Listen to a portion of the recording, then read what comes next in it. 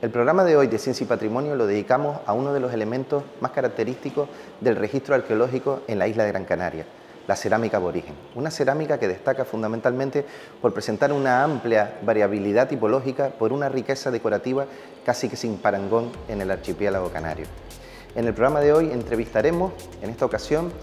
a Miguel del Pino, técnico investigador de la Universidad de Las Palmas de Gran Canaria, que ha dedicado su trabajo de tesis doctoral precisamente sobre este registro material. Y por otra parte, a Delfín Díaz, un maestro alfarero que aúna por un lado el conocimiento tradicional de las cerámicas de la isla de Gran Canaria con una investigación pormenorizada desde hace décadas en torno a la cerámica aborigen.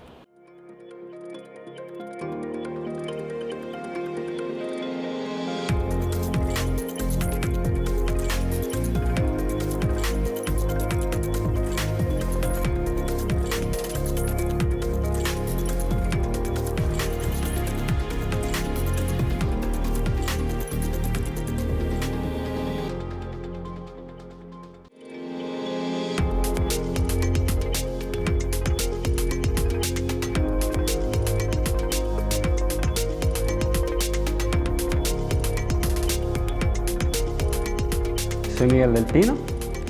investigador postdoctoral del Grupo Tarja de la Universidad de Las Palmas de Gran Canaria, y durante años mi principal labor ha sido el estudio de las cerámicas aborígenes de la isla de Gran Canaria, aplicando tanto un estudio arqueológico más clásico como técnicas de análisis de laboratorio, fundamentalmente análisis químico y petrográfico con ayuda de un microscopio. En 2009, cuando iniciamos este proyecto, la motivación que teníamos era ver que la cerámica aborigen de Gran Canaria era uno de los elementos más característicos, ¿no?, de ese pasado y lo que mucha gente pensaba cuando pensaba en ese momento, ¿no?, de la ocupación de la isla, pero que a pesar de ello existían, a pesar de esa importancia, siguen existiendo numerosas cuestiones básicas, cómo se producía, cómo se movía, para qué servía, que no podíamos contestar con un grado de certeza suficiente, ¿no?, para lo que sabíamos, ¿no?, o por lo que sabíamos para otras partes del registro arqueológico de la isla. Esto nacía de un contexto muy claro, ¿no? La arqueología de la isla se había centrado en otro tipo de estudios, la cultura material había quedado un poquito al margen y en el caso de la cerámica, a pesar de su visibilidad, había sido un material que durante buena parte del siglo XX se había abordado desde un punto de vista tipológico, se había intentado establecer un orden en torno a su forma y eran estudios que se habían basado sobre todo en colecciones muy completas, pero descontextualizadas, es decir, podemos saber incluso de dónde venían, pero no podemos saber qué formas eran más antiguas que otras, ¿no? Esta perspectiva cambia, sobre todo durante la segunda mitad del siglo XX, cuando empezamos a ver que hay personas que empiezan a hacerse nuevas preguntas, empiezan a preguntarse cómo se producen estos recipientes, qué tipo de arcillas se emplean, cómo se procesan, ¿no?, cómo se trabajan, cómo se cuecen. Es verdad que en aquellos momentos, sobre todo las últimas décadas del siglo XX, muchas de estas preguntas se contestaban basándose en la información que procedía de los textos, de las fuentes etnohistóricas, llamadas fuentes etnohistóricas, que tienen un origen europeo, digamos, no es información procedente de la propia población aborigen, y también de muchas de las observaciones etnográficas que se estaban haciendo, sobre todo a partir de los años 70, ¿no?, en todos aquellos talleres tradicionales que todavía siguen en funcionamiento. Hay mucha gente que se lanza a esos talleres para registrar, ¿no?, para intentar recuperar esa tradición que en muchos casos se veía como un vestigio del pasado. También empiezan a verse nuevas preguntas en torno a esa cronología, ¿no? Todas las formas, todas las cerámicas son iguales durante todo el pasado insular, o hay cambios, ¿no? Y hay algún estudio en algún yacimiento de Telde, por ejemplo, que intenta ver, pues, en todas estas cerámicas decoradas si los colores van cambiando a lo largo del tiempo, ¿no?, y hacen alguna propuesta. No es la primera propuesta de ordenación cronológica, digamos, que existe para las islas, pero sí es la primera que se basa en una estratigrafía, posiblemente. Antes había habido criterios, sobre todo formales, de cerámicas más toscas, a otras que estaban mejor decoradas, ¿no? Había como una línea de evolución, de adaptación bastante marcada, que se rompe, digamos, con este nuevo planteamiento.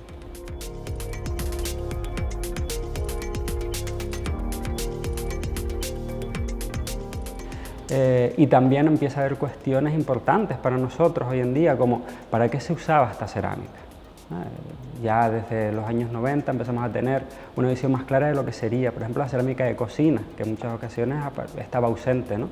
Y eso es relevante porque tenemos que tener en cuenta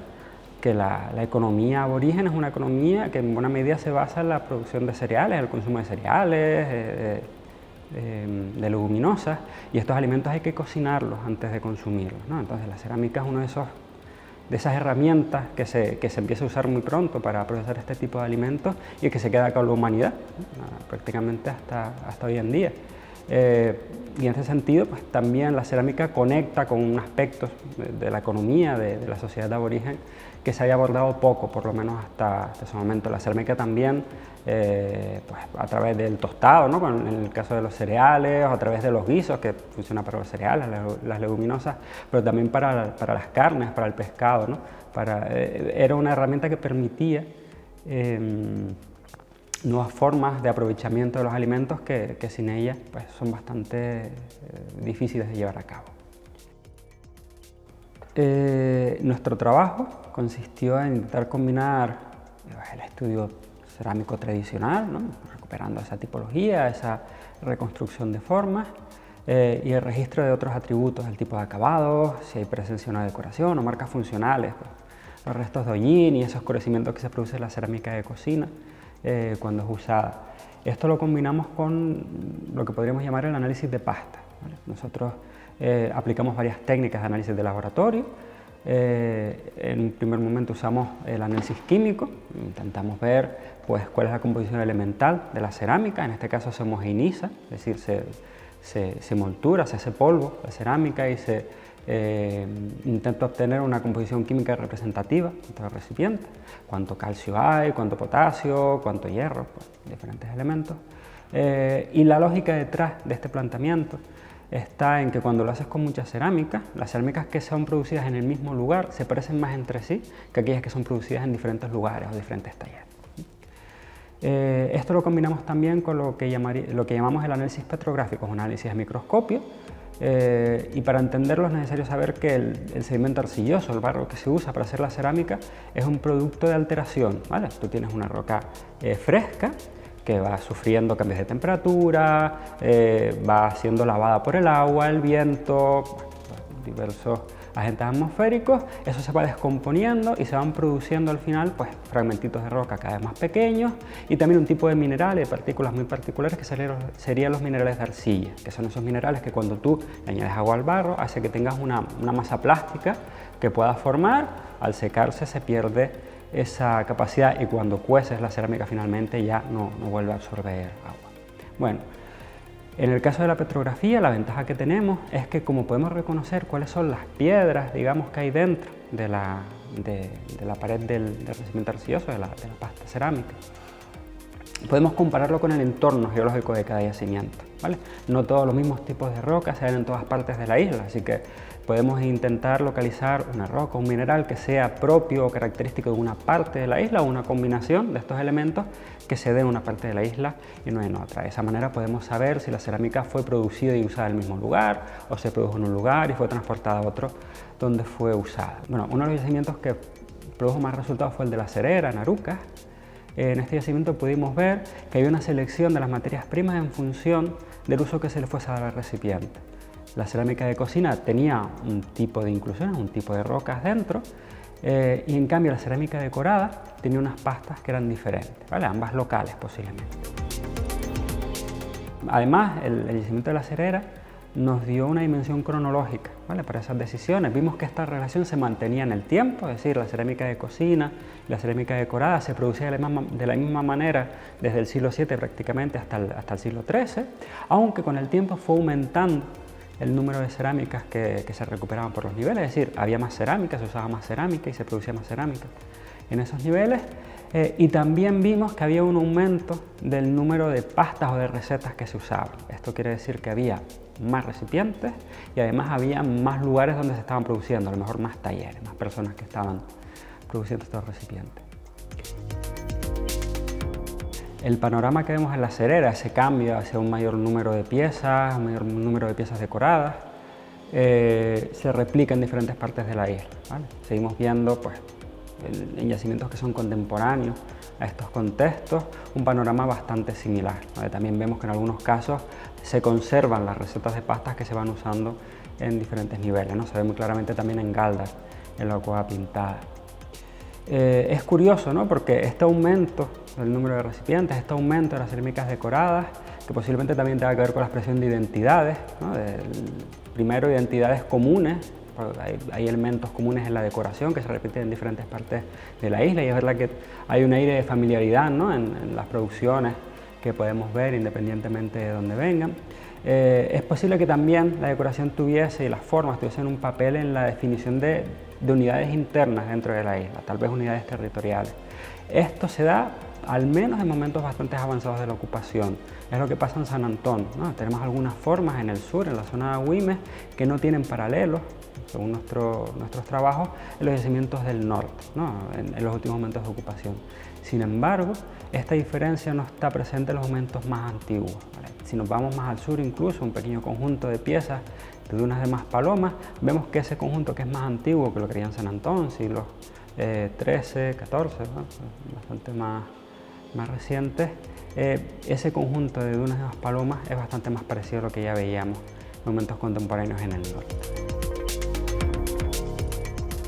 Queda muchísimo trabajo por hacer, ¿no? Buena parte de ese trabajo es experimentar, ¿no? con materias primas y un poquito ver cómo se comportan los materiales en diferentes partes de la isla, porque aunque no sea extrapolable esa información completamente al pasado aborigen, sí que nos da ejemplos de cómo la gente se puede relacionar con la isla, con el medio, con las materias primas que nos da, y es información comparativa muy útil. Para mí, el estudio de la cerámica tradicional, que se produce sobre todo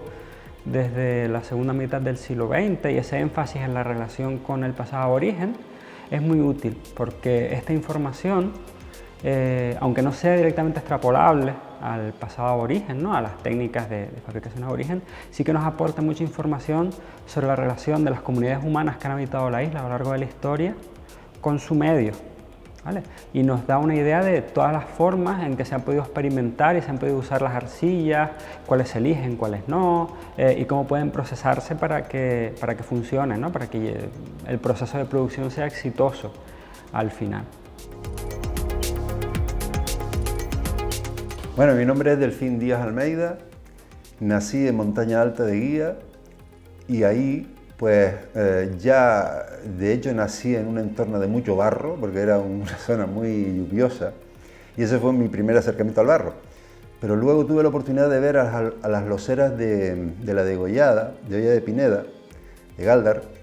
en una demostración en vivo que hacían en una fiesta de mi pueblo y ahí pues pude ver lo que eran capaces ellas de hacer con esa materia que era el barro y pues ahí me quedé ya enganchado un poco a eso, ¿no? Ese fue un poco donde descubrí el barro y luego ya tuve la suerte en ese año, en ese mismo verano, que se organizó un taller de alfarería en Montaña Alta, en el Colegio de Montaña Alta, dentro de las actividades de verano y ahí pues tuve como profesor a un maestro que estaba en ese colegio haciendo las prácticas de magisterio en ese momento, que su nombre es Roberto Pérez Silva, y fue pues la primera persona que me transmitió las técnicas de elaboración de la losa tradicional canaria. Sí, en ese momento tuve la suerte de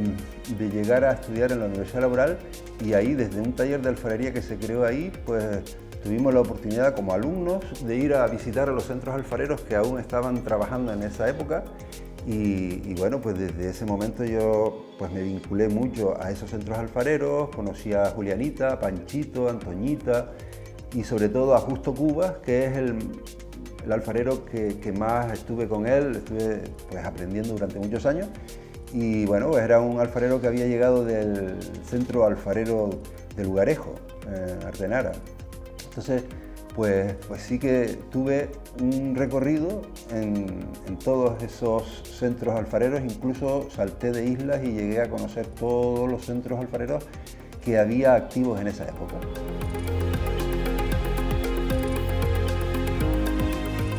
en mi recorrido tuve la oportunidad de llegar a trabajar en el Museo Canario y ahí trabajaba como dibujante y sobre todo en el servicio de arqueología del Museo Canario, aspectos museográficos. Y bueno, pues ahí estuve pues, en el templo de la cerámica aborigen de Gran Canaria y tuve la oportunidad de tenerla en mis manos, de observar los motivos decorativos, la tipología, los ídolos, las pintaderas y bueno, y ver pues el legado tan importante que teníamos ahí de una cerámica que para mí era distinta a la cerámica tradicional que yo había conocido en esos centros alfareros. Y al ver pues esa riqueza que había en esa cerámica, pues la verdad que es lo que hasta el día de hoy pues he seguido profundizando, estudiando y trabajando, investigando, ¿no? El poder hoy día seguir trabajando el oficio de la alfarería me ha obligado a adaptarme a la demanda de piezas que hay en la sociedad actual. Hay que tener en cuenta que el uso de la alfarería pues acabó a mediados del siglo XX y el uso de la loza de forma cotidiana desapareció para siempre y entonces pues hemos tenido que ir adaptándonos a otros nuevos usos que han ido surgiendo a lo largo de las distintas épocas. En un primer momento pues el uso pasó a ser meramente decorativo. Eso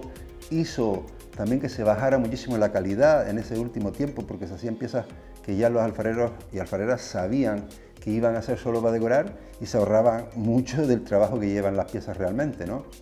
Pues bueno, eso sí que bajó bastante la calidad y se perdió bastante el conocimiento que había de ahí para atrás, pues sobre todo pues en el siglo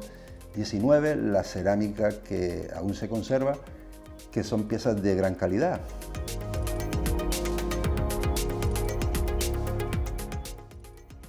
Hoy día tengo que mejorar, por ejemplo, esa calidad que ya se había perdido en la última época de la alfarería tradicional, recuperar esos conocimientos, desarrollarlos, mejorarlos y hacer productos de calidad para poder competir en la demanda de ahora, que es para usar, para usos y con más exigencias, porque hay gente que te encarga piezas que hay que tener un esmalte para poder usarlo, ¿no? Pues eso. En el momento presente hay que investigar y desarrollar nuevas técnicas para poder hacer esas cosas. Y bueno, yo estoy en eso, yo estoy haciendo pues investigaciones con las arcillas, con los minerales, viendo cosas que hasta el día de hoy jamás se han visto aquí en Canarias, de resultados que tengo a la hora de elaborar engobes con arcillas canarias, aplicarlos por técnica de pistola y ver la adherencia y la vitrificación que tienen de forma natural, que en la industria lo hay, pero trabajado industrialmente, ¿no? Entonces hay un montón de cosas aquí que no se han investigado de los materiales, que nos darían la posibilidad de crear una cerámica actual, propia, diferenciada, inspirada en todo ese pasado, todo ese bagaje que hay.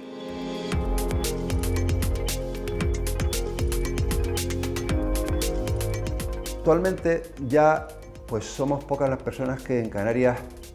seguimos trabajando ese oficio de la alfarería y la verdad que sería muy importante que desde las instituciones culturales pues se desarrollen programas de difusión como este, que se está haciendo desde Patrimonio Histórico, para que la sociedad canaria pues sepa valorar todo ese legado cultural que tenemos en nuestra isla.